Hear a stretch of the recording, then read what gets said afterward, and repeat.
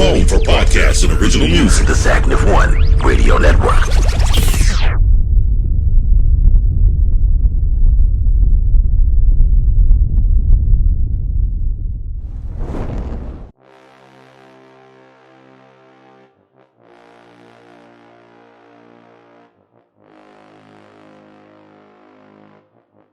Are taking on the number 21 Texas Longhorns. I'm still wondering when they're gonna be back. Sam Ellinger said they were gonna be back like 3 years ago.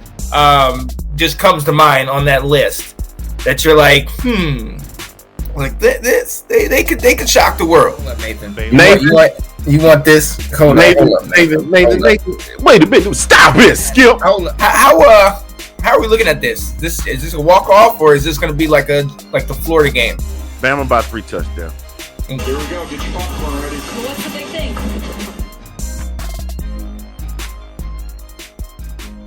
And good evening, one and all. Ladies, gentlemen, boys, girls, people of all ages from all over. Welcome. I am Anthony Handy. I'm Sean Spencer. And welcome, ladies and gentlemen, to This Week in SEC Football. I didn't mean to step on you, brother. We just now started trying to do this whole duet thing. We got to figure out which one of us is Wanya and which one is Sean. We go get it. Well, you could be Sean. I just be Wanya because your name already Sean. That's easy. We got it fixed. Welcome to This Week in SEC Football. We got a lot to talk about, y'all. A lot happened last week. You already know it has been the absolute craziest season. How you doing, man? Doing great, man. Doing great. How are you, man? A lot of your stuff was a lot of your picks, right, man? How was this weekend in football for you, man? Look, I was off on some of my picks because I picked LSU to win, and we see how that went. And I think I picked Arkansas. No, I said I would be interested to see how Arkansas and Ole Miss bounce back after all the hype and then losing. Especially don't forget the popcorn. Don't forget the popcorn. But the one that I hit on, for sure, we'll talk about it a little bit later. I'm gonna get right into it because I mentioned Bama. I want to talk about Bama first, man. Look, who knew? I mean, not that Bama is infallible. Bama has won national championships with one loss. Now, I think the year they beat us in the national championship, I think they got in the championship the next year in 2018. They got in with 2 losses. They had 2 losses and they still got in. No, that was the year they beat us because they lost. They lost to Auburn, and then they lost to Auburn and somebody else beat them, and they still got in because they were Bama. And of course, they beat us. So Alabama, the mighty Crimson Tide, were felled. David slew Goliath this past weekend, ladies and gentlemen. I didn't know what to say about it. I was mind blown after it happened. I was watching this going, are you seeing this? And I feel bad, bro. You were working. Did you missed it? Because it. No, I saw. No, I was watching. I watched a little bit on my phone after you messaged me. Oh, you missed the early game. That's the one we go talk about later. But man, I'm gonna tell you what. I never would have thought that. I always thought the only thing that upset me about that loss was that Kirby Smart was not the former assistant to beat Nick Saban.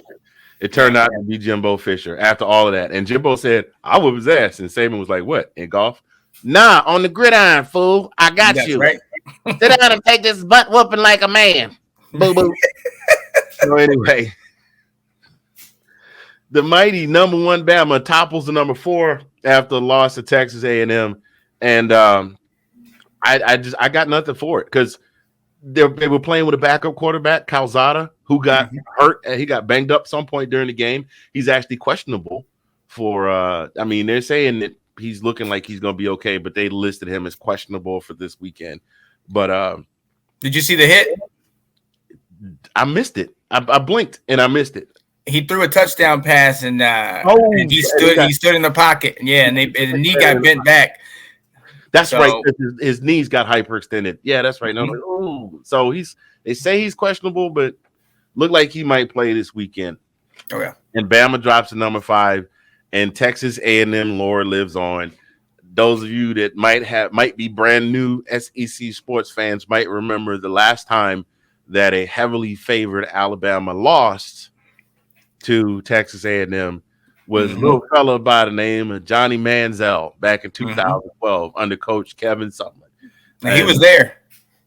I saw him. He out there on he out there on the sidelines. Like, you know how guys leave college, go to the NFL, then they come post up on the sidelines like they're doing big things. Mm-hmm. Johnny got kicked out of the NFL, got kicked out of XFL, got kicked out of AAFL. They say he can't even play flag football in the Fairfax County flag. You're right. You absolutely right.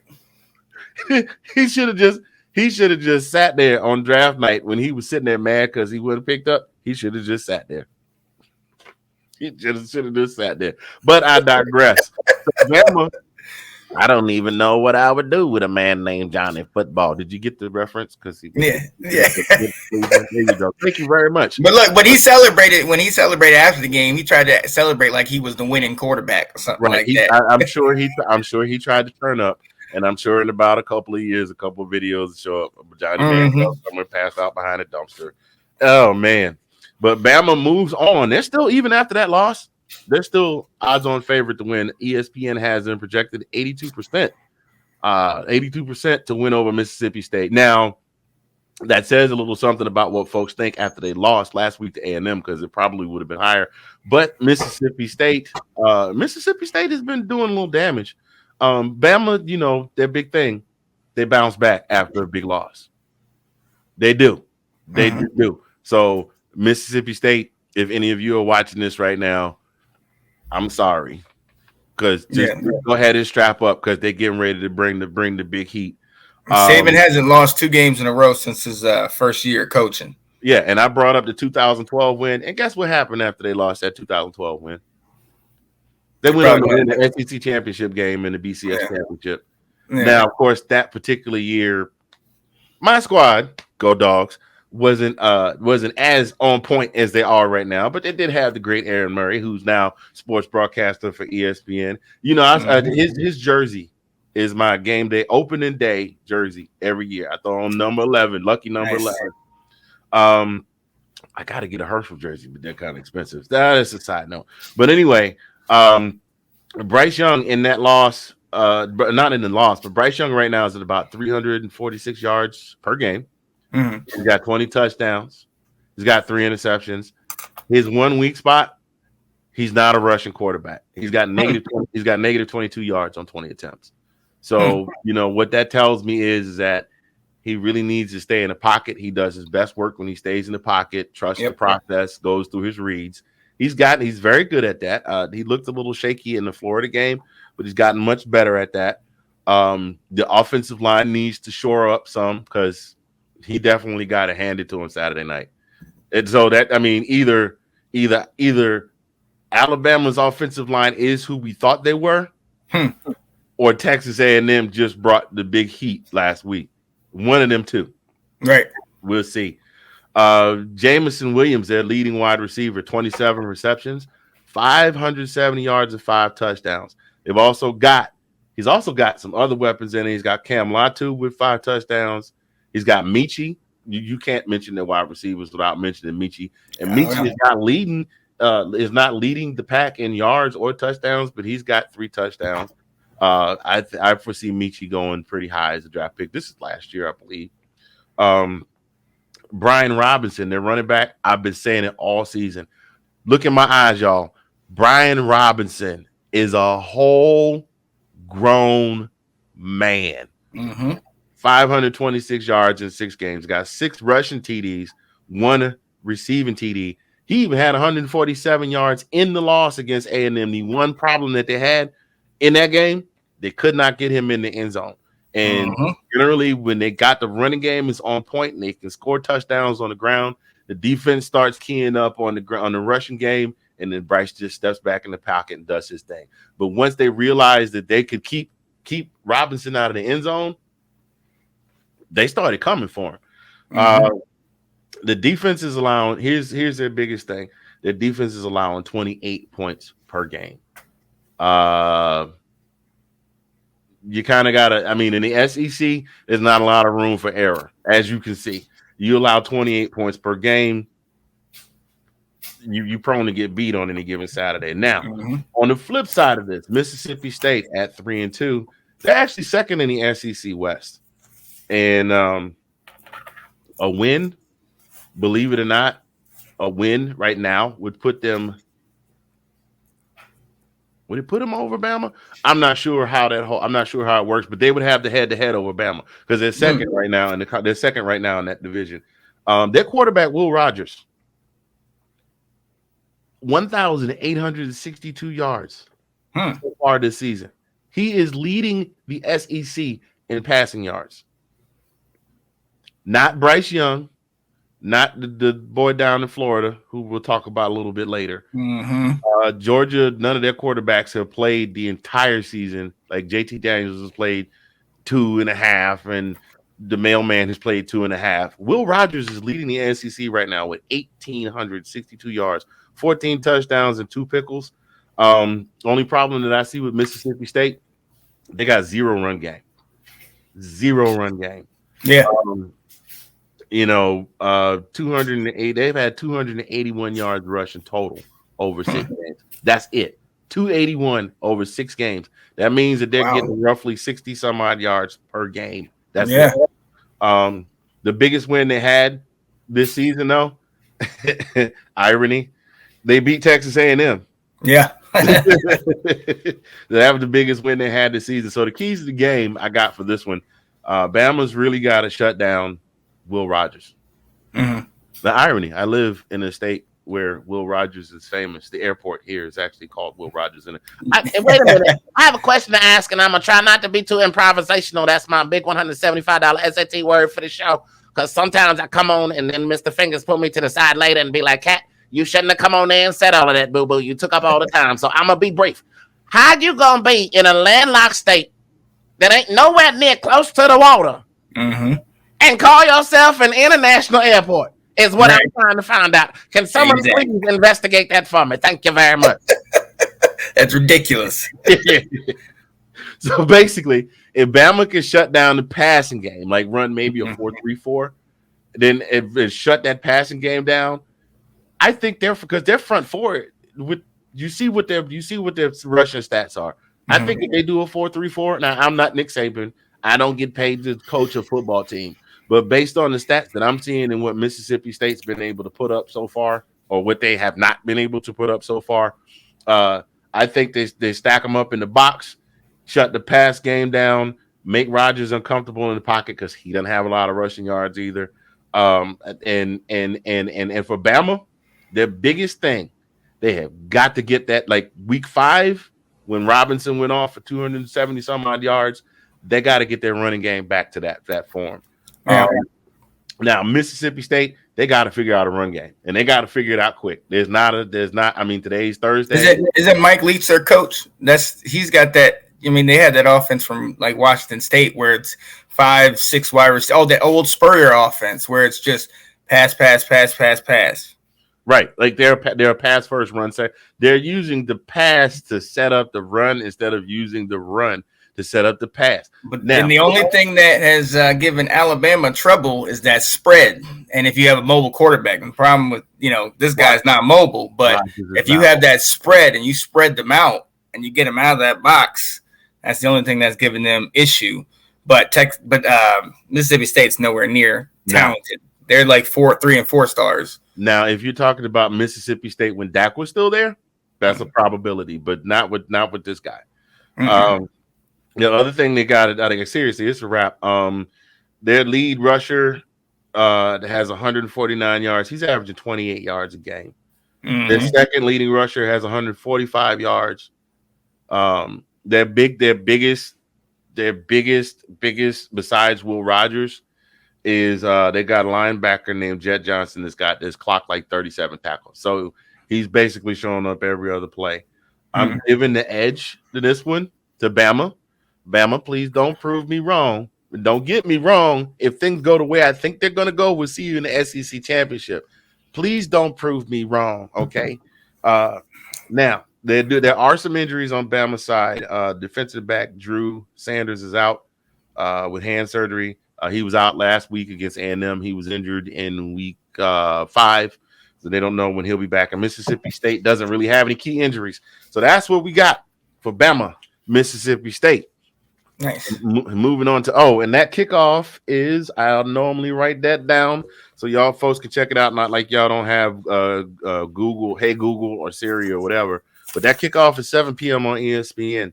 Moving on to our next game. Ole Miss, number 13 Ole Miss, is facing off against Tennessee, who is 4-2. Marinate on that for a minute. Tennessee is 4-2. Butch Jones, that's who I was trying to remember. Remember? Put it in the trash can. I don't know what happened to him. He was hanging around with old St. Nick, and I don't know what he's doing now, but they gave him a fat contract. I think they just gave him some money to sit down and be quiet. Oh, yeah. Just go over there, sit down and be quiet, please. Matt Corral, they say his Heisman hopes are still not dashed. That game last week was ridiculous. 52-51. He was 17 of 21 for 287 yards, which isn't all that amazing, but he had 2 touchdown passes. He had 2 rushing touchdowns. Oh, wow. And then he ran for 94 yards. Oh, man. The boy is a Swiss Army knife. He's actually second in rush yards on the team, and he leads all rushers on the team with 8 touchdowns. He's got more touchdowns than the rest of the running backs. So he's doing it now. Tennessee is 4-2, and I know Tennessee fans are happy because the last several years have not been kind to the Volunteers. Like I said, maybe it's that orange. You got to do something about that. Didn't you see orange is the new black? Do something with that. Switch it up. But Tennessee's wins, they have beaten Bowling Green, Tennessee Tech, Missouri, and South Carolina. And their opponents are still averaging. I mean, these are teams that they should have beat the snot out of. And their opponents are still averaging 22.8 a game. Now, their losses are to Pitt and to Florida. And then you got a quarterback named Herndon Hooker. How you going to have a quarterback named Herndon Hooker? That's crazy. Herndon Hooker. The Herndon Hooker. We going to leave that one alone. And he's not all that great either. I'm giving the edge. I don't have a whole lot to say about this one. I think Ole Miss kind of brings Tennessee, knocks them back a notch. I'm giving the edge to Ole Miss.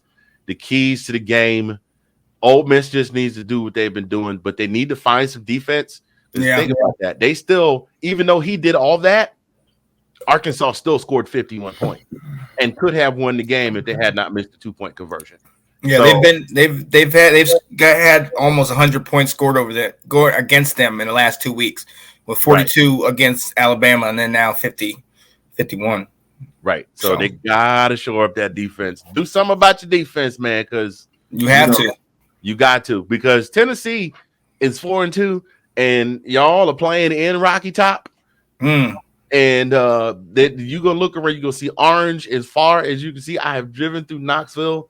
Let me tell you, as soon as you hit the city line, everything just turns orange. I mean, just everything. You just think it's like one big giant Whataburger franchise. It's that color orange, Whataburger orange.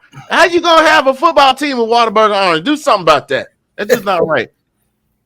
Say it again. Don't make me reference Sandra Bullock no more. You better change your uniforms up. Anyway, the key to I am not going to wear that gaudy orange. It is not in my color wheel, and I cannot do it. I need to find that soundbite. The keys to the game for Tennessee. 3 words. Stop Matt Corral. 3 more, if you can. Right. That's it. That's all I got, because the boy is all over the place. And, you always hear about Heisman hopefuls every year. And then some of them wash out in the first part of the season, and some of them wash out in the middle of the season. That boy is a do-it-all kind of guy. I don't know that he'll win the Heisman. And then again, heck, he might. Ain't no telling. So we'll see. That game, 7:30 p.m. on the SEC Network. Moving forward. Oh, by the way, Sean, you know what I forgot to mention? Before I go another further. Ladies and gentlemen, we are proud to announce that this week in SEC football has procured our first sponsor. If you see in the crawl down there in the lower third, this episode and every episode brought to you from now through the end of November will be sponsored by DJG Enterprises and www.greekgh.com. greekgans.com. They make beautiful Afghans. This is a 20-ounce tumbler. I pledged a fraternity when I was in college. For our 30-year anniversary, they custom laser engraved this for me with the coat of arms, with the chapter seal, and our information on it. He can make these for you, and he will be doing these in SEC colors. They are $40. It is an insulated 20-ounce tumbler. DJG Enterprises, you want to get at him, you will email him at DariusJerome@gmail.com. Did I send that to you? I don't believe so. I didn't. You sent me this stuff on the bottom. That I did not. I was that is DARRIUSJEROM@gmail.com. Let him know what colors you want it in, what designs you want on it. Now, I will say this. I don't think he has a licensing right to logo, so he can't get you the G's and all that stuff, but he can make these for you in your favorite SEC team colors. Also, he does custom Afghans. If you want something, a picture of you and your peeps in Greek gear, he makes Afghans for you. These are $40. I'll check to see how much the Afghans are. I think they're 120 something. And they don't take very long to get. As soon as they're made, they ship out to you. I think it's less than 2 weeks turnaround. So check that out. DJG Enterprises and www.greekgans.com. Thank y'all, ladies and gentlemen, for joining us today on this episode of This Week in SEC Football. I am Mr. Fingaz. That's my co-host right there, the shout-out king, Sean Spencer. Smiling point. That's his thing. That is his thing right there. That's my guy. We're going to keep this thing moving on. Number 17, Arkansas at Auburn. Arkansas still ranked because they put up a hell of a fight against Ole Miss last week. 51 points. All it came down to was the last second 2-point conversion, which they weren't able to convert. And so this game, Arkansas versus Auburn at Jordan Hare, noon on CBS. I got a question for you, man. Yeah. Do we still believe in Bo Nix?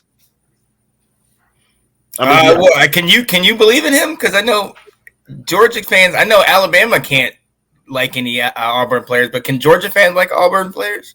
Well, we played him last week, but my point, my point in asking that is, he's another player that came into Auburn very highly touted out of high school. Greatest thing since sliced bread. This kid's gonna break records. This kid's gonna win Heisman's. This kid's gonna win championship trophies. And so far, he's been. Yeah, I mean, you got also look at like he has to play Alabama and Georgia each of the last 2 years, which is hard for him. And he lost Schwartz to the draft last year. He lost his receiving core. He doesn't really have any receivers. I mean, I like the kid, but I mean, I get your point. Kind of like Spencer Rattler. Oh yeah, and we gonna get into that later. Don't you worry. But like last week against Georgia, people were talking about Bo Nix is focused, and Coach Harsin talked about how focused he was, and he was ready for the game, and he was gonna come in and rah team, right? And he got beat around a little bit. I mean, it wasn't too terribly bad, but you remember the stat I gave you before about Will Rogers. Will Rogers from Mississippi State. Okay, I think this kid is playing for Auburn. This kid is highly touted. He's supposed to be a Heisman candidate. He's only got 1,196 yards and 6 TDs so far in 6 games. Okay, he's very easy. It's easy when his protection breaks down for him to get unsettled and scramble. Now, the one thing is that he can make plays with his feet, and I saw that in the game last week because they talked about it. They talked about how he's better at making plays with his feet and scrambling and making plays. He seems to be able to find ways to do that, but you can't count on that. You can't do that the entire game. You know what I mean? So that those are a couple of pluses about him, but just to give you an idea of where he stands, the passing leaders in the SEC right now, you talked about Will Rogers. He's got 14 touchdowns. Bryce has 20. Okay. LSU, who is 2-3, their quarterback, Max Johnson, has 17. Missouri, who is 3-3, Their quarterback, Connor Bazelak, I'm sorry about that, Connor, has 12. How many did he get last game? Who? No, the Missouri guy, because they played North Texas and that they blew them out the water. You know what? I didn't even get a chance to watch that game. Like I missed a couple, and I don't even. Hey, ladies and gentlemen, if you did not see Anthony's take on them last week, it was hilarious. He did the best job trying to be as civil and treat this team like a team. So I did exactly what I told my viewers to do. Missouri versus North Texas. Watch it if you would like. It's on at 4:00. It was a high score game. If you bet on it, it was a good game if you got both the guys because they definitely scored. Hey, more power to them. More power to them. Wait a minute. Let me finish this list up though. Okay, Stetson Bennett has not played starting quarterback the entire season. You know how many touchdowns he has? 8. Mm-hmm. I think Stetson's only started 3.5 full games. He's only got 3 less touchdowns than Bo Nix, who's been the starter all season. Mm-hmm. I really think it's time for Coach Harsin to pull the pin on the grenade. I mean, you see how the team responded when he went in when they were playing against Georgia State. Mm-hmm. He came in, marched 97 yards down the field for a touchdown. Turned around and won the game. I think it's time for him to pull the plug. Like he hasn't played a full game yet, and he has a higher rating than Bo Nix. His rating is 145.9. Bo Nix is 121.8. The team responds well to him. Their defense is allowing 19 points a game, which is not nearly as much as we were talking about with Alabama. Yeah, I mean their defense is doing a fairly decent job. So I just think he needs to pull the plug on that. Tank Bigsby, the running back that was supposed to be the bowling ball that was going to chop up the Georgia defense. 5 touchdowns, 458 yards on the season. Leading receiver, Jock Hunter, 3 touchdowns, 465 yards on the season. Those guys have got to step up. Those are the keys to the game. Bo Nix, they've got to. I don't know how the offensive line is going to pull it together in a couple of days. They need to give him either they need to give him better protection, or coach needs to put Harsin in the game. Coach needs to put Harsin in the game. Harsin is the coach. Harsin needs to put Finley in the game. On the flip side of that coin, you got Arkansas. You got KJ Jefferson. Played in that same game. 25 of 35, 326 yards, 3 touchdowns, 1 pickle. He ran for 3 touchdowns. His leading rusher, Raheem Sanders, went for 139 yards, and he had 3 wide receivers with receiving touchdowns. I'm giving the edge to Arkansas on this one. Auburn fans, I'm sorry, I know you're not gonna like it. I just think Arkansas was a victim. Well, I won't say a victim. It just came down to that game came down to who had the most points on the board when the clock expired. Because if it was another 45 seconds on the clock, Arkansas would have won that game. I'm giving the edge to Arkansas. I don't think it's a detriment to Auburn. I just think Arkansas is the better squad. Let's see. We got any injuries? Auburn, their defensive end, J.D. Moultrie, is unknown. They don't even know if he's playing. He sat out versus Georgia last week. Arkansas doesn't have any injuries. There's been a lot of, I've been trying to track the injuries because you got me last week. You're like, hey, isn't he hurt? And then you just looked at me like, and I went, oh, yeah, that's a stat. I got to look up everybody except for Georgia. My co-host called me out. It's like, yeah, they got anybody hurt? I was like, Urgh. So I've been looking up these injuries, and man, I think, I don't know if you remember a couple of years ago, or maybe it was last year, it was some game where team got called out because the DB went over to his teammate and was like, no, lay down, and act like you hurt. Like it was obvious he was faking an injury. So what these guys have done, the acting has gotten much better this season. I don't know if you were watching the game, Penn State, Iowa. Every 3 plays, somebody got hurt, and they laid out. And no huddle. They laid out, and they took them in the tent in the whole 9. There's a whole bunch of unknowns. I think those undisclosed injuries are guys that faked an injury. And then they didn't want to say they faked an injury, so they just say undisclosed. Maybe. These coaches are getting slick, man. Let's see. Number 20, Florida plays Number 20, Florida plays ESPN. Number 20, Florida travels to Death Valley to play LSU. That game is at noon on ESPN. Florida quarterback Emery Jones, 1144 yards on the season, 9 touchdowns. Here's the telling thing: 7 interceptions. And 479 yards rushing. What that tells me, he's definitely a guy trying to get his stats. He's Willie Beeman before the team turned their back on him. You did, yeah. He's like, when I turn on the invisible juice, I'm gone. Like, he's trying to get his stats up because there was a big controversy over who was the better quarterback, him or Robinson. Robinson got hurt. The defense has 20 sacks. LSU's defense has 20 sacks.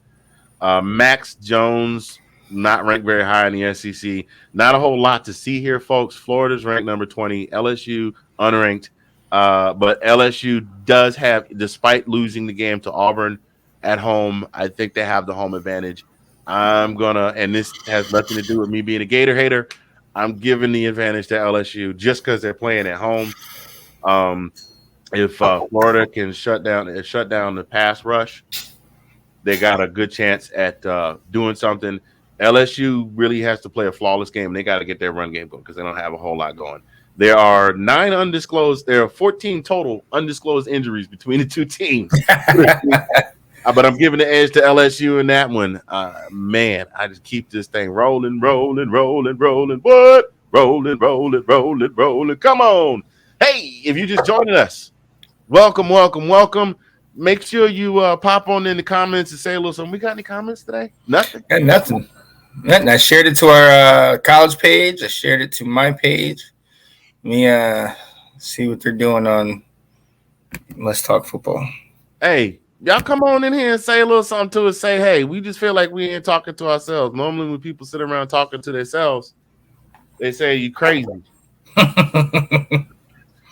We're a little ahead of schedule today, my friend. We're doing pretty good on time. So I want to throw this out there. I'll put it out on the review, the weekly preview, the week 7 preview tomorrow. But big shouts out to my Savannah State Tigers. Go Tigers. They are now 4-1, 5-1. They're now 5-1, still leading in the SIAC East. They went down. They played at home against Erskine College. No TV love, no ESPN love. They're not on that HBCU list that gets TV deals. But they're 5-1, still leading undefeated in the conference. This weekend is homecoming. That beautiful Theodore A. Wright Stadium in the heart of coastal Savannah, right off of LaRoche Avenue, across the street from the Kroger's and the Crispy Chick, where you could get the Buck Box. Savannah State is taking on the nasty Tigers of Fort Valley State. The Market Tigers gonna cover it. Let's go! And the Greeks are gonna be out there doing the thing, and they're gonna be tailgating. And Savannah State is going to win. Yes, I'm gonna reel that back in. Can you tell I'm excited? I haven't been home to homecoming in 6 years now. Yeah. What kind of stuff did they do at homecoming?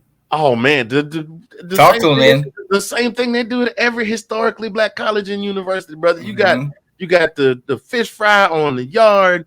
You got the fish fry on the yard. You got all the alums come back. Normally on Fridays, when all the alums come back, talk about, man, I used to live in that dormitory, that room right there. I remember you was messing with that girl. I wasn't messing with that girl. You was the one messing with that girl. She was like, I wasn't even studying neither one of y'all. That's why I married somebody else. And then you get all the old school alumni Greeks get out there and get to strolling and sing them old songs, and the new school Greeks get out there and get to strolling.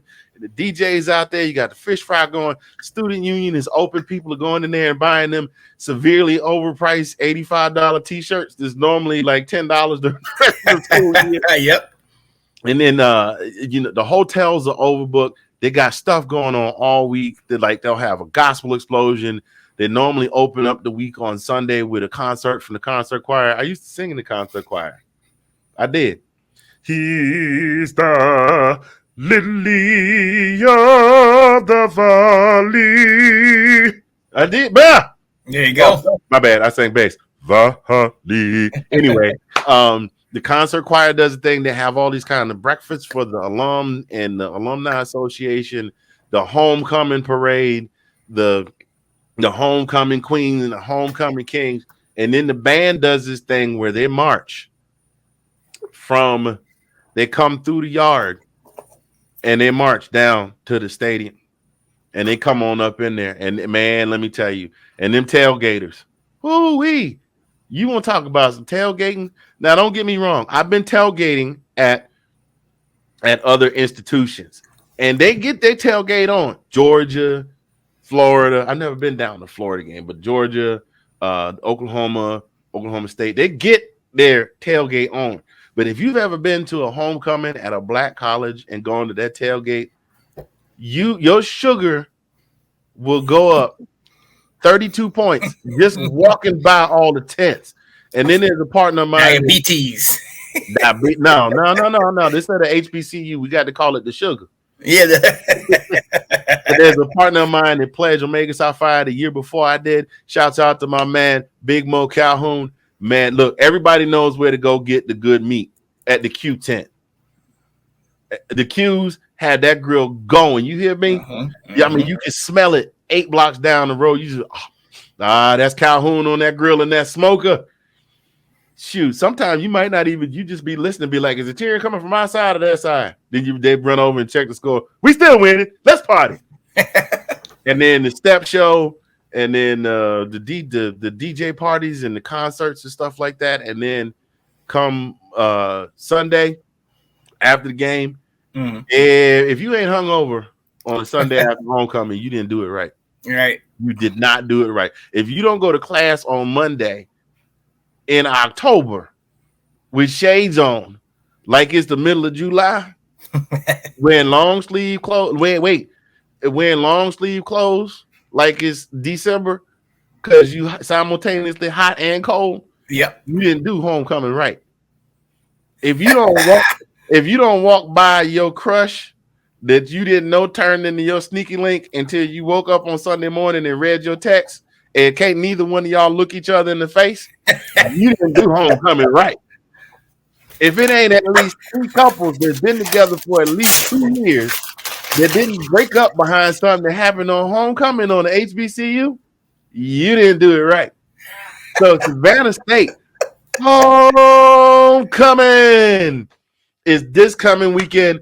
Shouts out to my Savannah State Tigers. Mo, bro, I'm gonna send you a FedEx box. You better send me a plate. I had enough for seeing your homecoming cooking every year from Virginia and Oklahoma, and I ain't got no. Well, you know what? I can't say nothing because I cook too, and I don't send you nothing. So we just call it easy. Right. Just send the brother a couple pictures. All right, that's all I got. When's the next time you gonna go? When Auntie Coco decides she's gonna leave, she's been here too long, man.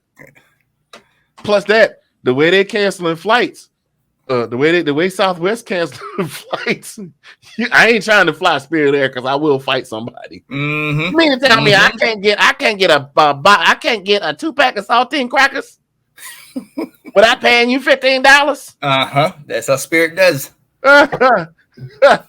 And Southwest, I read a story where Southwest Airlines canceled so many flights. This girl was getting married. Her and her husband decided to get married in Vegas, and everybody was supposed to be coming. And they canceled so many flights that half her family couldn't make it, to include her parents. I am not trying to get stranded when I got a job to get back to. Right. I got to be back here. Look, I can work remote, but I don't know if work gonna be too understanding of, well, we understand you went to Georgia, but we need you back. But my laptop's in Oklahoma. Jesus help. Savannah State homecoming, ain't nothing like it. All right, we keep this thing going. Thank y'all for joining us tonight for this week in SEC football. I am Anthony Handy. That's my homeboy Sean Spencer. We here doing this thing for you. Nathan said, "What's up?" Nate, what's going on, my guy? This week's episode and every week's episode from now through the end of November brought to you by DJG Enterprises and www.greekgans.com. Darius Jerome Gordine, entrepreneur extraordinaire, Howard University alum, and my esteemed brother in Alpha Phi Alpha. Shout out, my brother. Thank you All right, keeping this thing going. We're going to move on. These two teams are not in the SEC, but, we've said already they're coming. So we're going to start highlighting them because we want you guys to see, even though right now the freshmen that are on the squad will all be, if they wait till 2025, all those freshmen will be gone. But there's a probability they'll make the jump this year. So we just want you to see what you're looking at. Number 4, OU versus TCU in Norman. At 6:30 on ABC, going to be a little bit of a late game. You know what the talk has been on campus at OU all week. Caleb Williams versus Spencer Rattler. Mm-hmm. Who's going to start this Saturday? Who's going to be under center? I mean, it's just like who's going to do? Who's going to do? Now, let me ask you a question. If you get a steak knife stuck in your chest. And you need some help, are you going to ask the guy that barely passed the basic EMT course for help? Or are you going to go somewhere with somebody who has a degree at a minimum in nursing and trauma care to help you? Yep. Exactly. You know what I'm saying? If you want your car fixed, you're going to go to the guy who watched 3 YouTube videos and now he knows how to finally take the lug nuts off of his car. Or are you going to take your car to a mechanic? All right. The point I'm trying to make here is Lincoln Riley is not a dumb man. Oklahoma wants to win. I live here. I know it. Sooner fans own it. Y'all want to win a championship so bad, it makes your skin itch sometimes. I see how some of my coworkers walk around after they lose that one game they should not have lost. Just be making at work typing Lincoln Riley, Alice Grinch. They want to win. Lincoln Riley wants to win. He said he came here because he believed that he could build a winning program. Spencer Rattler is talented. Spencer Rattler also, I think, my humble opinion, is distracted. Not by the money, not by the money in the NIL deal. Not by any of that. Okay, because he was going to get that anyway. But since he was 13 or 14 years old, this coach has groomed him and said, "You're going to be my starter. You're going to help me build this dynasty." Everybody knew who he was. Did you know that the fans were mad when Jalen came from Alabama to here to play? Wow. They were mad. Really? Jalen Hurts, who played on a national championship winning team and did not lose his second game as a college starter until he played his 20. He was 25-1, had only lost one game, did not lose his second until the 26th game. It took him 26 games to lose 2 games. Kids battle tested and proven. They didn't want him. They want Spencer Rattler. We want the next big thing. Oh, you good? You won a championship, but that was 2 years ago. We want Spencer Rattler. We want Spencer. Well, they got Spencer. Yeah. And he had to get sat down last year at Red River. Yep. For Tanner Mordecai, who, by the way, is now playing for the undefeated Mustangs of Southern Methodist University. Hey, nice. He jumped in the tram because Tanner Mordecai was like, I mean, I'm not mad at it. It's like, well, you've been wanting this kid for 6 years. There's no way I'm going to ever get any playing time. We're in the same class. I'll never play. I'm going someplace else. Thank you, coach, but I got to go someplace else. Now he's a starter, and they might do some damage. I think they're ranked at they're low ranked, like 20, somewhere 23, 25, something like that. Anyway, that he lives in his own head, I think. Like, he feels like, I could tell in the Red River this past week that he was like, he felt like he had to do something, and he had to do it right now instead of just calmly taking control of the team and leading them back to victory. He got herky-jerky. He, like I said last week, sometimes he's too quick on his progress. Number one's not open. Check down. He did that same thing through that pick. And then later on in either first or second quarter, there was a play where the blocking just completely broke down. And instead of scrambling out and trying to hit, and he had a receiver down the sideline, he decided he was going to try and scramble and run. Did a fumble. As a result, first quarter scores 28-7. I mean, they were getting shellacked. Yeah, you called it. And I said this last week on this very show. Oklahoma is a good team if they get down by more than 2 scores. If Texas shows up and punches them in the mouth, then it's going to be a struggle for them to get back. I gave them the edge, Oklahoma. Nice round of applause to give Oklahoma a round of applause because they pulled it out. But I'm gonna tell you why they pulled it out. Coach Riley's a smart man. He made him sit down. He started Caleb Williams. Mm-hmm. Caleb came out there and he immediately lit a spark. Blocking broke down. He juked 4 guys, ran 66 yards for a touchdown. Oh yeah. And Caleb Williams wound up finishing the game 16-25, 212 yards, 2 touchdowns, and 1 rushing TD in 1 half of football. Okay. For comparison, Spencer Rattler 8 of 5 for 111 yards, 1 pickle, 1 fumble. He had an 11.4 rating when Coach Riley sat him down. 11.4. Wow. That's not good. No. So, and then Kennedy Brooks, who is I like to call a silent beast. That boy is a beast. There's a couple of beast running backs in college football, and I know the NFL doesn't really build a lot of offenses around running backs, except for the Titans, who we talked about on your show. Let's Talk Football, the Let's Talk Football, the roundtable on Tuesday, how they're running Derrick Henry in the ground. But they don't generally build them around running backs anymore like that. Although that team that I won't mention in your presence because it makes you itch, their running back is, they're allowing him to eat.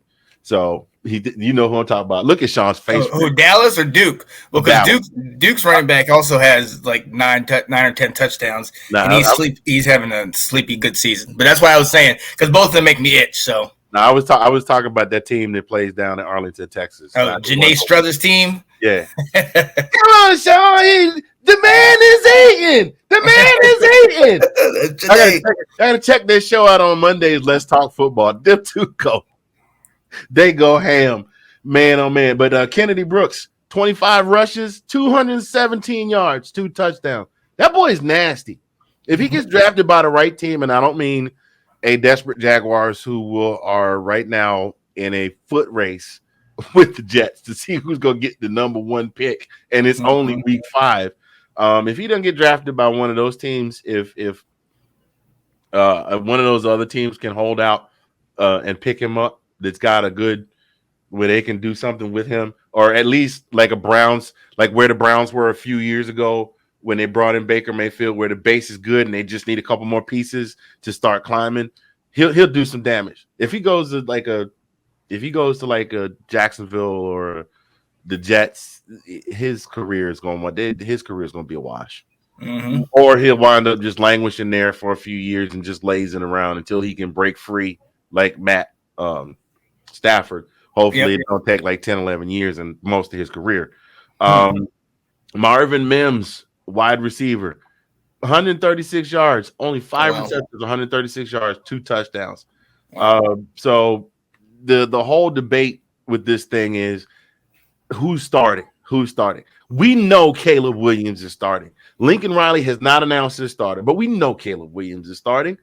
Matter of fact, he tried to be so secret squirrel with it that some students from the student newspaper, the OU Daily, decided to sneak up on the hill and watch practice and then go back and write in the student paper that Caleb Williams was taking all of the first team snaps. Wow. Lincoln came out and had a press conference, said, "Let me coach my team. Y'all stop second guessing my decisions." And he shut down all media access to the team until after the game on Saturday. Wow. What did that tell you? I believe that's crazy. The other question is Spencer going to jump in the transfer portal? If he winds up losing his job, his father came out and said this. I had the name of the thing written down, but I already threw my notes down there in the floor. But his father came out and said this. He said, and it's not an exact quote, I'm paraphrasing. He said, "We're dedicated to the team. We're dedicated to finishing the mission." He said, after Spencer plays in the Big 12 championship and wins the national championship. Oh, wow. We will talk to some NFL teams and see what our options are. Oh, wow. Who dad that sound like to you? That sounds That sounded a little LeVar Ballish to me, don't it? Oh yeah. I can definitely see that. His dad said that. Like, I think the kid grew up with a lot of pressure on him to excel. Yeah. I think he was good at. I think he's good. I don't think he's first round draft pick good. If he jumps for the draft after this season, at best he'll be a mid round second round draft pick. At best. Yeah. At worst, he could wind up like Jake Fromm, getting picked up in the 5th or 6th round and riding the pine and then getting cut and put on the practice squad. Yeah. Tighten your game up. Tighten up your shot group. What you think? No, I agree. I completely agree. I mean, it might be better if he doesn't get drafted early, because then he might get drafted with a decent team and like maybe a backup.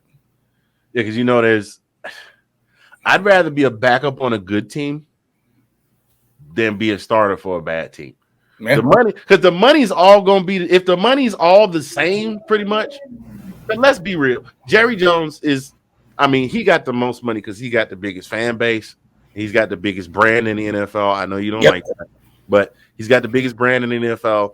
He's got the most money. But for the most part, all that money and that revenue sharing, all 32 owners are all billionaires. So that's a nice check. If the money's the same all the way around, and I got a choice between going the first round and getting drafted, by the Bug Tussle Bulls, I say that because the Bug Tussle, Mississippi. The Bug Tussle Bulls are gonna play down the Bug Tussle, Mississippi, in the Lando Lakes Butter and Cream Arena. Yeah.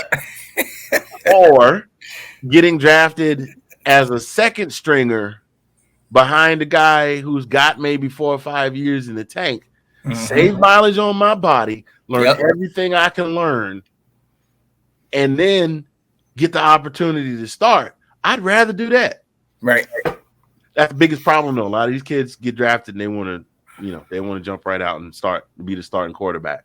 Yeah. Oh, man. So we keep moving here. Here's the next one. Number 21, Texas versus number 12, Oklahoma State. This game right here is very important. Actually, the last game of the season, last Big 12 game of the season is Oklahoma versus Oklahoma State. Let's just play what if. Let's do Marvel and play what if. What if Oklahoma runs the table, Oklahoma State runs the table? Now it's down to the last game. That game will then determine who will be the winner of the Big 12 and potentially going to the college football playoff. Now, I don't have a lot of dictate on Oklahoma State because I haven't really been following them. Their games have been under the radar, but they're very silently going to 6-0, which is a good thing because Mike Gundy, when he would beat his chest about it, they wind up losing some game to some mugawump that they weren't supposed to lose. From Bug Tussle. Some mugawump from Bug Tussle State. We drove all the way from the arena. Y'all like our new school buses? But Oklahoma State's not who we're talking about. Texas is ranked number 21, still in the top 25. I mean, dude, that was a hell of a game. They scored 113 points between the two teams. And Casey Thompson, here's the thing. Casey Thompson's an Oklahoma boy. His dad played for Oklahoma. He decided he wanted to go play in Austin. 20 or 34, 388 yards, 5 touchdowns. He tied Sam Bradford's record for most touchdowns thrown in the Red River. Yeah. 5 touchdowns. Brian Robinson, their running back, 20 carries, 137 yards and a touchdown. Xavier Worthy, 9 catches, 261 yards and 2 touchdowns. I gotta be honest, I don't have a whole lot of footage on Oklahoma State. So I'm gonna do something I don't normally do. I'm gonna give the edge to Texas just because I know what Texas can do. Right. So we're gonna go horns up for that one this week. I didn't tell y'all what time that game is, but y'all can look that up yourselves. Y'all got Siri. So hey you. Yeah, you talking to you, watching this video right now. Stop what you're doing for a second. Just listen to what I got to tell you. How would you like access to behind the scenes content, bonus content, extra content before anybody gets to see it, and grab some snazzy Zagnif Productions merch like this comfortable looking t-shirt right here, or this snazzy polo? Yes, I know it's wrinkled. I have an iron. It just came out of the washing machine. Shut it. Or this very very snazzy looking pair of shoes right here. When you can do all of that, some of those for as little as $5 a month. Our goal right now by the end of November is to be up to 10 Patreon sponsors for the $5 package. We also have a $15 package, a $25 package. They go all the way up to $50. And each one of them has different levels of access to the content that we're creating. And you guys know we've been working really hard to put out some quality content. We've got the radio station coming, and that's getting ready to do some things for you here. So zip on over today to www.patreon.com/Zagnif Productions and sign up today. And thank you so much for your support. We're sorry, the number This hurts. Hold on, I gotta hold it. Is it done? Is it? Okay. Okay. See you later. Right. Do your own work. That brings me to this week's game of the week, ladies and gentlemen. Once again, for the third time this season, ESPN Game Day will be on site in Athens, Georgia, along with ESPN and SEC Game Day. Yep. They're going to have two programs in Athens the same time. Why? Because this time, this one is the one I'm just going to call this. This game right here is the one for all the marbles, and I'm going to tell you why. Florida's already pretty much eliminated from winning the East, unless the earth opens up and something really tragic happens. But I don't foresee that. So right now, Florida, who was normally the second contender to win the SEC East, already has 2 losses in conference play. One against Bama, one against LSU. If they lose to, who did I say they play again this week? Who? Kentucky. Kentucky. They play Auburn this week. Arkansas. They play Auburn this week. So Florida plays Auburn. So if they lose to Auburn, they're pretty much eliminated from the SEC championship from China. Yep. The winner of this game will pretty much be in the driver's seat, because this week there's only 2 more weeks of conference play after this. Yeah. Because then we go back to playing the Mugwumps, and then we play Georgia goes back to playing the Mugwumps, and then they play Georgia Tech to close out the season. That's always our season closer, and that alternates from Bobby Dodd to Sanford Stadium. So this is it, basically, for both teams. This is the game. This is the game they got to win. Like Georgia could win all the rest of the games, lose to Florida, still get in the championship game, because they beat Kentucky, and Florida will more than likely still be ranked. We'll see. But neither one of these teams can afford to lose this game. But right now, the odds are on ESPN, Georgia, just take a stab at what the percent. I'm going to let you take a stab before I tell you what it is. 3-point favorites, Georgia, maybe? No, I'm talking about percentage. Like, what percent chance? To win? Yeah. 50? 50-50. I mean, Kentucky's a pretty solid team. I don't know as much. I'm sure you got the stats on them, but Georgia's offense is. I'm just gonna throw this out here for you. Yesterday, it was 84%. Wow. 10 minutes before we came on, it is now 95.4%. Georgia will win. Yes. Wow. There's only a 4.6% of people that believe the UK will win. Now, I'm not saying that is a guarantee for us, because any given Saturday, I hope that doesn't happen. I think that this is the most focused and most dedicated team that I have seen since I've been following. Okay, these guys they're playing as a unit. These are things that I'm noticing. They're playing as a unit. The defense is like smashing like one big Hulk smash fist. The number one thing that I've noticed most of all, I haven't seen a whole lot of dumb penalties. Yeah. There have been some penalties. Some of them have been a little unavoidable. Like, I don't think we've even gotten any targeting calls, but like there was one where there was, some hand action going on between the receiver and the DB, and they called the pass interference, but it could have just as easily been a no call going back and looking at it, because the DB and the receiver were both looking at the ball and were hand checking each other. We got the PI call. There haven't been any dumb penalties. That has been the thing that has killed us year in, year out. We got a couple dumb penalties against Alabama. Fortunately, the defense was knocking them back, and we were just a few seconds away from winning, and Tua threw that. Tua to Devontae. Y'all know the story. That's all right. Still love them. Go Dogs. Man, on that day, though. I haven't seen the dumb penalties. I haven't seen any of that. 95.4% right now for Georgia to win. Wow. Number 1 UGA, number 11 Kentucky, both undefeated. Let me do some rundowns on some stuff for you here. Kentucky's quarterback Will Levis.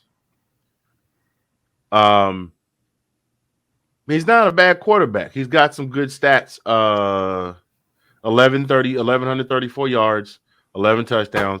Here's a red flag. 6 pickles. So that means he's throwing at least one a game. Yep. His QBR is not that great, 63.8. He ranks 40th and that's not bad out of 130. You don't have to have a top 10. I mean, Georgia has shown you don't have to have a world beater. I mean, both those quarterbacks are good, but neither one of them rank in top anything. Yeah. Mostly due to the fact that neither one of them have played the whole season. Now, here's his record against teams ranked in the top 25. His rank is he's got a 91.8% rating. Now, that ain't bad, but when you think about the fact that these other guys have got, when you got a Bryce Young with 140. Yeah. And his yardage so far this year against teams ranked in the top 25, 87 yards and 1 TD. Those stats against top 25 teams. They got a running back by the name of Chris Rodriguez. He's a junior from McDonough, Georgia. He's got 768 yards and 5 TDs on the season. He's not quite so bad. He's still averaging 99 yards per game against the top 25. And if you get anywhere in the vicinity of 100, you're doing all right. But he's only scored 1 touchdown against top 25 teams. Not top 10, top 25. Wow. You feel me? So that means from Georgia all the way down to SMU, if they played all of them, that's what he ranked right now. That's not, I mean, granted, they haven't played that. Here's some telling things. Their largest margin of victory so far has been 35 points, but that was against University of Louisiana Monroe in week 1. Oh, wow. Okay? Their defense is allowing 17.5 points per game. Mm-hmm. University of Georgia, 5.5 points per game. Wow. Their leading wide receiver, Wandale Robinson, he's got 37 receptions, 527 yards, and 4 touchdowns. Not too terribly bad, but he's not a world beater. And that defense has 13 sacks, 3 interceptions, and 2 forced fumbles. That's what I got there. And you guys already know what's going on. JT Daniels is still a little tender in his right lat. Coach Kirby's, I think Coach is banking on the mailman, Stetson Bennett, to win the game, which I absolutely think he can. And he's trying to rest up the guys for Georgia, Florida, because we have a bye week after this week going into Florida. So he's trying to get everybody good and rested. I think that's when we'll see George Pickens come back, if he's coming back. And I forgot the other player we talked about. I think Blaylock may even be back and practicing with the squad. So that's what we got there. No other noticeable. A lot of more undisclosed injuries on Kentucky.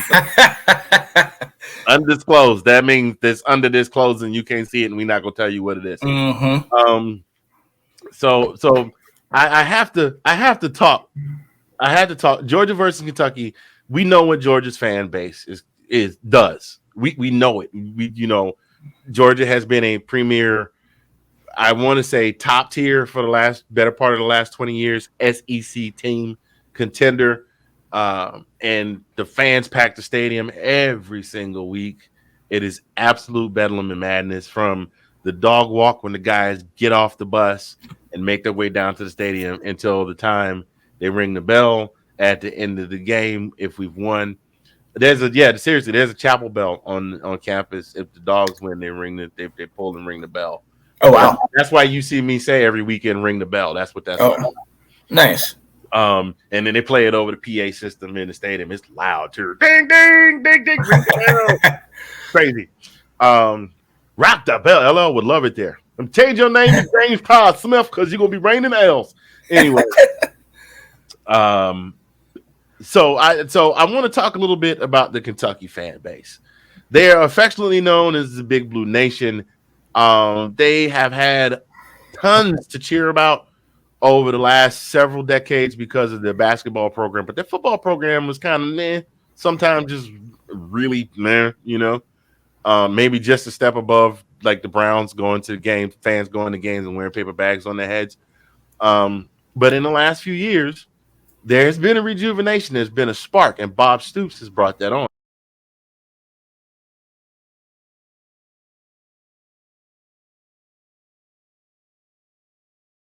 So you can see at the home games at Kentucky now every season, a sea of blue, a giant sea of blue.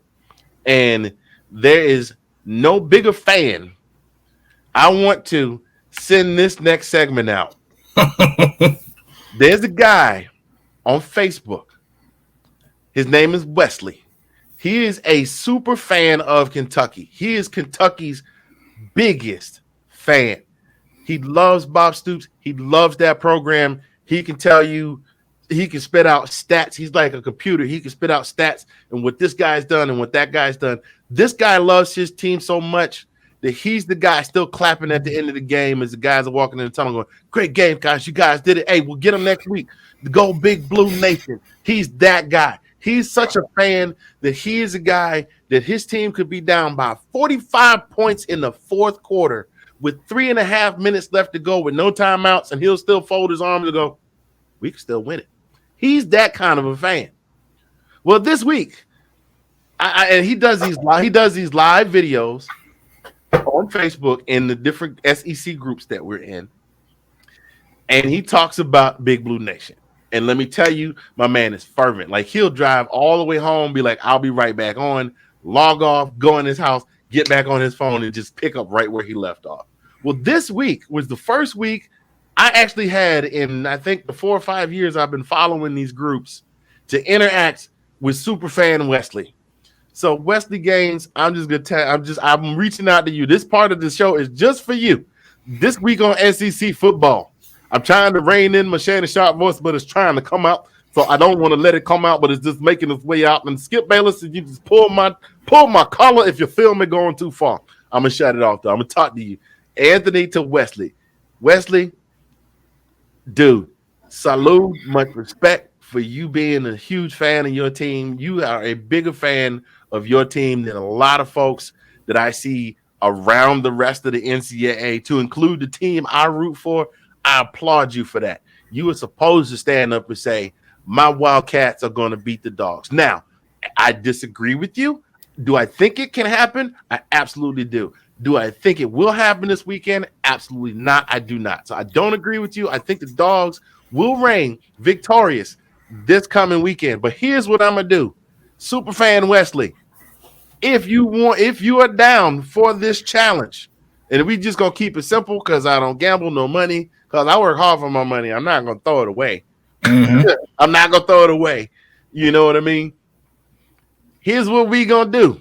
This is my proposal to you. Should the Dogs reign victorious this Saturday, I need you to come on Facebook Live. Go on Facebook Live. Because he wanted to get in I got to give you the backstory. I said, as an analyst, I jumped in the comments. I said, as an analyst, I kind of disagree with your take. People like, analyst, oh, you gonna throw credentials around? I'm like, no, I'm not an actual analyst. I'm not on the network. I do a podcast, and I like to crunch the stats. And he starts coming at me. Tell me how many sacks tell me how many sacks my boys have got to get to beat Georgia. Tell me how many touchdowns my boys have got to get to beat Georgia. And I'm thinking to myself, I don't know. All I know is we got to score more points than you did for us to win the game. That's it. I can't tell you that because you couldn't have told me that Alabama was going to lose to Texas A&M on last Saturday. Everything on paper said Bama was going to beat Texas A&M. All I can give you is what I see, and I'm giving you these stats, and I'm telling you, I think that Georgia's going to win this game this weekend, and that's not me as a fan. That's me as somebody looking at what I see on paper. You hear me? Mm-hmm. Here's my proposal to you, Superfan Wesley. Should Georgia reign victorious this coming Saturday, I need you to go on Facebook Live. I need you to say, Anthony Handy, much respect to your dogs. Go Dogs. That's all I need from you. And if Kentucky wins, I'm a big enough man. I'm a man of my word. I have lost some sports wagers before. 2 years ago, I had to show up to work in a skin-tight white, purple, and gold phony faux tuxedo shirt because I lost a bet with my coworker that Georgia was going to be LSU. And he purposely got it 2 sizes too small. He had me wearing an extra medium. You can see my heartbeat. It was so tight. I just walk around like Bugs Bunny. You know what I'm saying? Folks are like, man, your third rib is a little bit more crooked than the other one. Get out of my business. Leave me alone. I lost a bet. I would listen. I am a man of my word. If y'all win, I will come on Facebook Live. I will address you. I will look right in the camera and say, Superfan Wesley, Kentucky was the better team that day. Congratulations to your team. Go Big Blue Nation. I will do that. And if you accept that challenge, I'm going to put this segment, I'm going to take this segment out of the show. I'm going to put this segment in the group. If you accept this challenge, you let me know. You put it in the comments under the video that I'm going to put in the group. So I want to see you, but I just want to know how you think you're going to win. Here goes some stats for you. You want some stats? I got some stats. The teams you beat, your team beat this year, Big Blue Nation. This is who they beat. University of Louisiana Monroe, 2-3. Missouri, 3-3. Chattanooga, the Chattanooga Mocs. That's a name for you right there. 2-3. South Carolina, 3-3. Florida at 4-2. LSU at 3-3. Now, I crunched some more numbers. If you like stats, I crunched some more numbers for you. University of Louisiana Monroe, 762 yards passing, 427 rushing. Missouri, 1788 passing, 1014 rushing. Chattanooga, 835 passing, 980 rushing. South Carolina, 1254 passing, 758 rushing. Florida, 1382 and 1643. LSU, 1777 and 499. Now, the average for these 6 teams passing and rushing is 1,299 yards passing, 887 yards rushing. But wait, there's more. If you take out the 2 teams that were ranked at any point in time during the season, from the preseason to this day, that means eliminate Florida and LSU. That drops down to 1159 and 794. The teams you have beaten, minus the ranked teams, have been kind of middle of the road. Okay? Now, the collective win-loss record of the teams that Big Blue Nation has beaten is 17 and 17. Even 500. Now, if you take out Florida and LSU, who were ranked, that's 7 and 5. That now becomes 10 and 12. Nah. Holla if you hear me. Now let's look at now, Sean. Who did Georgia play this year? I forgot who Georgia had played this year. I may have to look on my paper and see because I had wrote it down. Let's see. They had played Clemson, and Clemson was ranked number 3 when they played, and they still 3-2. And then I got to do it. I can't do. I say, well, you can't really claim Clemson. They're not ranked anymore.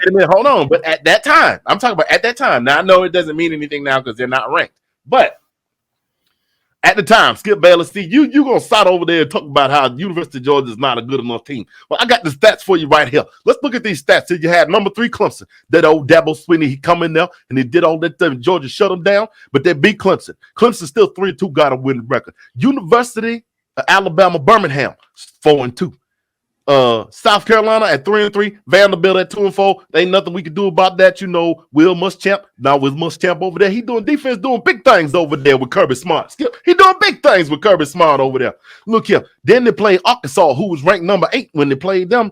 They still ranked number 17. They 4-2. They got a shot at maybe potentially jumping up into the SEC West. And then last but not least, they beat number 18 Auburn. They was ranked number 18. They're not ranked right now, but they might be ranked again after they beat LSU.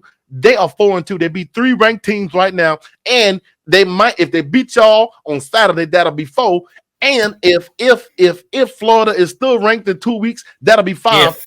If I'm gonna say if because I'm a big believer in if. But you know what else to say? If you can feel the unforgiving minute with 60 seconds worth of distance run, come here, somebody. Don't make me preach a sermon in here today, Skip Bayless. Their opponent's record is 20-15, and if they run the table and all of these opponents are ranked, they will have beaten 5 ranked opponents this season to your 2. And only one of those teams that you've beaten so far has a winning record. Now, I just want to provide. I got to get out of Skip Bayless. I got to get out this talk. Shay. I'm just telling you right now. I'm gonna tell you what I told my man Sean Spence a couple weeks ago. Listen, if you lose the game, you're gonna have to come on here and tell my man Fingaz congratulations and give him a nice big go dogs. And then Uncle Shay gonna do you a favor because you know Uncle Shay like to do stuff for people. You know that, Sean. What he gonna do? What am I gonna do for you? I'm gonna run right over in the kitchen because you're gonna become one of my. You're gonna get the new customer discount. I'm gonna go in the back. I'm gonna have my man James Todd Smith. You know James Todd Smith. His first 2 initials is LL. That's double L's right there. I'm gonna have him cook you up some hot flaming ones right on the plate. I'm gonna bring him and serve them right there on the plate. Now I'm gonna tell you this. I said all that to say this, Wes. I see we can all talk smack. You can talk smack. I can talk smack back. And I can get you in 18 different voices while I'm doing it, boo-boo. Anyway, my point is, what I'm hoping for is a good game. I got a good feeling the dogs will reign supreme. If we win, all I want you to do, Anthony Handy, you was right. Your boys were better than mine today. Go Dogs. And I will do the same for you. If your Kentucky Wildcats win, best of luck to your squad, Superfan Wesley. That's my segment for that one. I'm done. I'm giving the edge to University of Georgia. That's all I got. I love it. Hopefully he answers you back. That'd be funny. I can't wait. Hey, you better chop this up and get it to me quick. Because the L's get cold. I'm gonna send you that full video, man. You do that thing, man. You kill it. I cannot wait to see what you make on this one because this is hilarious. No, I just got to. I wasn't gonna put his full name out there, but there's some SEC. There are a lot of SEC groups out there, man. There's one I belong to, got 10,000 fans. There's one I'm an admin for, that just went over. When I joined the group, it had like 200 and something. Yeah, and in a couple of weeks, it has jumped up to 1,000. It just broke the 1,000 fan barrier just recently. Wow. And I do post this in that group. Shouts out to all my admins from all SEC Sports Roast. Thank y'all for having me as an admin. Oh, by the way, I did mention this earlier. We are sponsored by DJG Enterprises this week.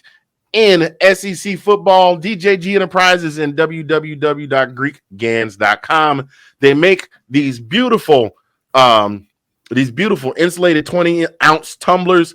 You can get one of these in your favorite SEC team colors. All you got to do is get at my man Darius Jerome Gordine. Email Darius DARRR. That would be DARRRR. DARR. I knew I learned how to spell DARRIUSJEROME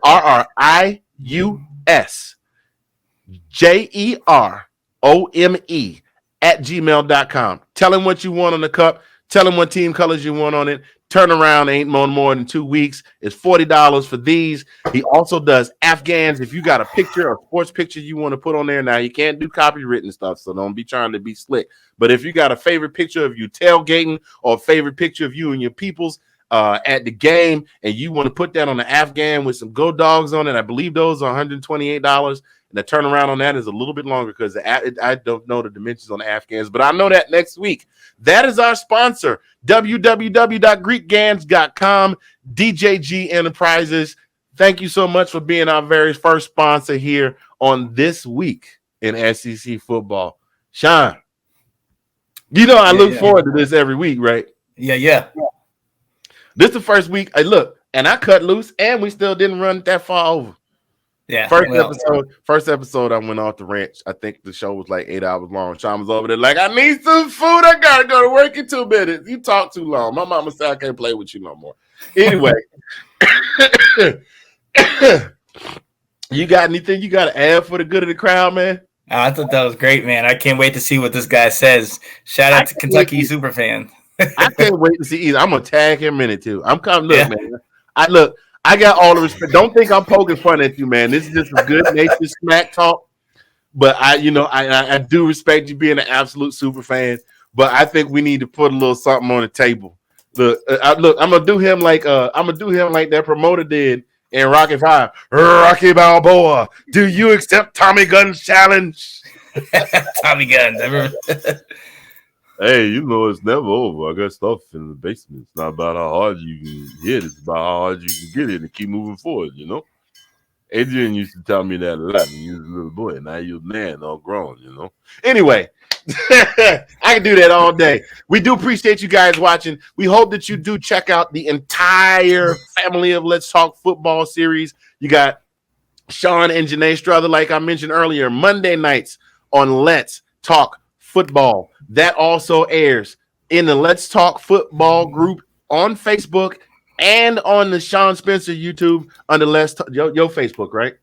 Yeah. That's your Facebook. Make sure you like. If you're watching this on YouTube right now, please make sure you like and subscribe and give us a share if you like the content we're putting out. Tuesday nights, that is the round table with, once again, Sean Spencer, Mr. Nick, I Want to Smoke Rosario, and Miss Diversity Delilah. There's a segment on there called Diversity with Delilah, where she talks about some things in sports where sports started to break off into diversity. And then you got Nick's picks, and use his picks if you got money to throw away, because he been having that good a season, but that's still my guy. Shouts out to both of them. And then Wednesday nights, they went on hiatus this week, but that is the homies Will Kramer and my longtime homie Ab Lowe, the shirtless wonder for Washington Football Weekly. Boy, I know y'all gonna have a lot to talk about next week, boy. I'm gonna tell you what. Can't wait to see it. I'm excited. And then, of course, there's us here on Thursdays with This Week in SEC Football. And you can hear all of these replays on the Zagnif One Radio Network. That is www.zagnifradionetwork.com. That's a whole lot to say. Don't worry about it. It's on Facebook. Zagnif also, One Radio Network. Yes, sir. When Wednesday before the Washington Football Weekly, it's Let's Talk Fantasy Football with David Wright and Sydney Swinton. And David Wright is an absolute trip. Oh, and we can't forget our homeboy, Nate Snell. Although Nate, we got the Big Nate podcast, but Nate is kind of free floating, but you can find him on YouTube. Does he do Facebook? He does more YouTube. I mean, we always share it if we see it. Yeah. So the Big Nate podcast, that is the entire family of Let's Talk Sports and Let's Talk Football. Check out one of those shows somewhere near you. You got anything else for the good of the crowd before we get out of here, sir? That was good. Super fan. Look forward to hearing from you. Yes, sir. Super fan. West the Games. I'm looking for you, baby, because I'm gonna stop right in this chair. I can't wait. Anyway, that's gonna wrap it up for this week in SEC football. Been our absolute pleasure being your host this evening. As always, I am Anthony Handy. I'm Sean Spencer. And this has been This Week in SEC Football. And we'll see you. Be sure to like and subscribe for content and more On your new home for podcasts and independent music. on the Zagnif One Radio Network.